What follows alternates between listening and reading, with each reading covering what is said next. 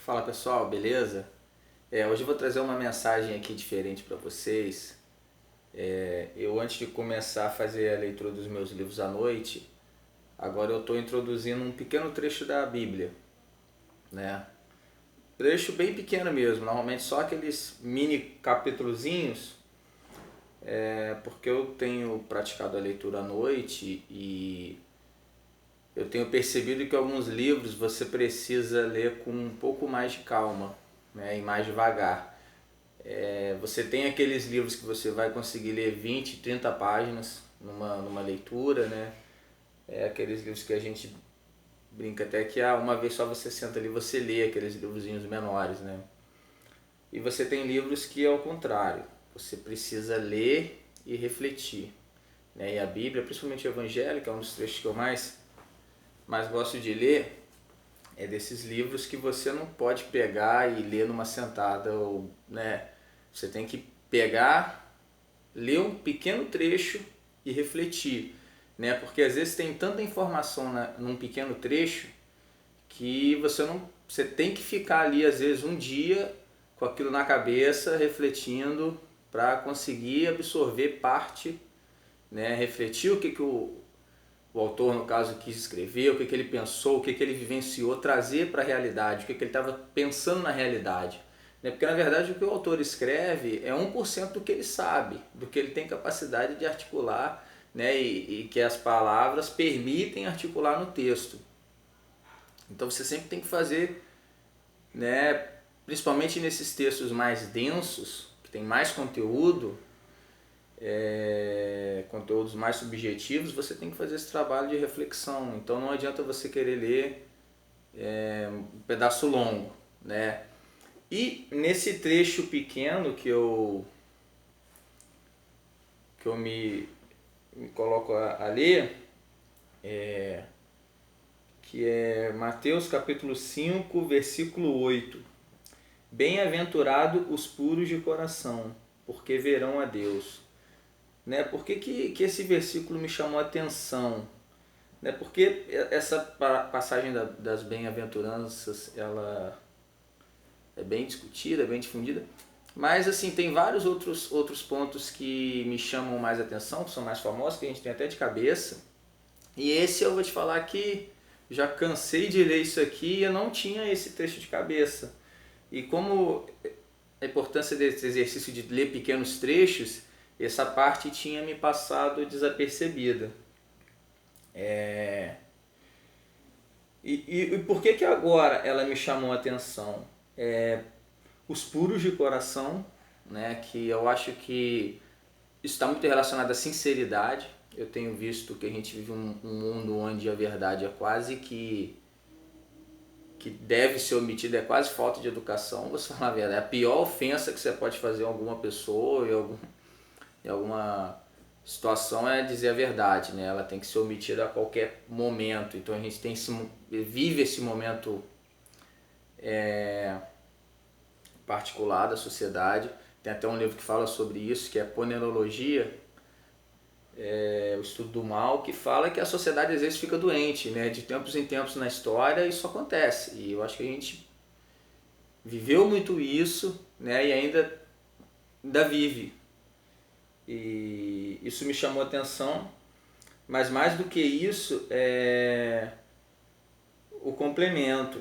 Bem-aventurado os corações puros, porque verão a Deus.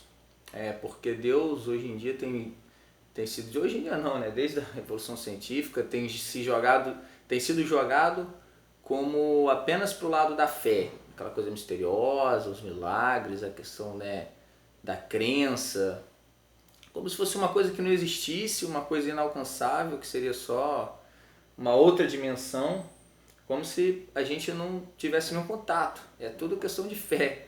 Como se Jesus não tivesse vindo, morrido, ressuscitado, curado, tantos fatos, né, tantos historiadores provando a vinda de Jesus Cristo e que são unânimes em mostrar que ele foi um homem totalmente inigualável na história da humanidade. Isso está mais do que comprovado dentro da medida do possível, né, de provas que a gente consegue ter. E ainda assim a gente joga sempre Deus para um universo paralelo, uma coisa inalcançável, inatingível, né? E esse versículo ele fala: vocês verão a Deus, é possível ver a Deus, né? E eu faço uma associação também com um trecho de Aristóteles, quando ele diz que a felicidade para o homem, a busca da felicidade está relacionada à contemplação divina, né? A realização de metas, de buscar a perfeição e de contemplar Deus. Então Aristóteles, que era considerado um pagão, nunca teve contato com o cristianismo. Para quem não sabe, Aristóteles veio antes de Cristo, não teve nenhum contato com o cristianismo, obviamente, nem com o judaísmo, e ele, pela razão, para você ver como não é só uma questão de fé, ele não tinha fé, pela razão, é considerado o pai da ciência, o maior cientista de todos os tempos, Aristóteles. Pela razão, ele chegou à conclusão que nós estamos aqui na Terra com o objetivo final de contemplar Deus. Ele adiantou Cristo aqui, né? Ele quis dizer o quê?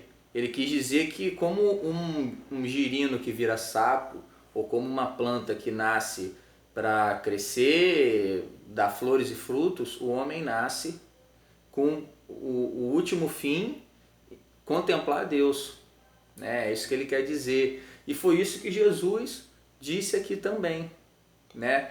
Os puros de coração verão a Deus. Então a gente vive num mundo que outro aspecto, né? É que acredita que tudo é muito difícil, né?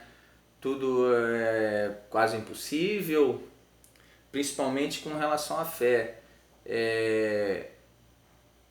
Outra diferença, né, tomando o exemplo de Aristóteles, é que os gregos antigos eles tinham muito a noção da virtude, de trabalhar a virtude, que era você fazer o máximo que você puder, você fazer o melhor possível, você ser o melhor possível, você chegar ao máximo da sua condição humana, né? E hoje a nossa noção de ética, ela é quase o inverso, que tá ligado a você fazer o mínimo, né? O mínimo para não atrapalhar o outro, o mínimo do desenvolvimento, o mínimo, você vai estudar o mínimo para a prova para tirar a nota mínima, né? Então a gente tenta fazer sempre o mínimo. E eu acho que esse versículo ele mostra que a gente, pelo contrário, a gente tem que buscar fazer o máximo, e é possível a gente fazer o máximo nas nossas vidas, né? Não apenas na questão religiosa, não. Eu estou falando aqui com relação à contemplação divina, que é sim possível, não sei o que estou falando, é Jesus Cristo. Se quiser discordar, fica à vontade, se você falar ele vai te ouvir. Mas em tudo, no nosso trabalho, no nosso relacionamento, na nossa família, a gente tem que buscar fazer o máximo, fazer o melhor, ser o melhor, porque é possível, né? Eu estou dando dois exemplos de um homem, para mim, o mais inteligente de todos os tempos, que é Aristóteles, que disse que o fim último do homem é a contemplação divina. Pela razão, ele chegou a essa conclusão. E Jesus Cristo, né, que era a razão em si, né, em forma de homem, também disse a mesma coisa: os puros de coração verão a Deus. Então, assim, é possível a gente alcançar, sim, a gente vive na santidade, é impossível. Eu sempre aprendi até no ensino religioso que a santidade era impossível, que era impossível alcançar o máximo, assim. Então, se você já começa acreditando que você não vai alcançar o máximo, você vai ter o que já era difícil se torna impossível, né? E pelo contrário, não é tão difícil, né? Jesus ele dá o caminho no Evangelho, ele mostra, basta você estar disposto a fazer, né? Então assim, não é tão difícil. A gente tem que mirar o máximo, a gente tem que mirar fazer o melhor, né, nas nossas vidas. E é sim possível a gente contemplar Deus, né? Deus não é uma coisa de outro mundo, uma realidade paralela, uma coisa só de fé, que a gente nunca vai ter o contato. Não. Jesus Cristo falou que os puros de coração contemplarão a Deus, né? Então, essa foi a mensagem de hoje aí, galera. Abraço.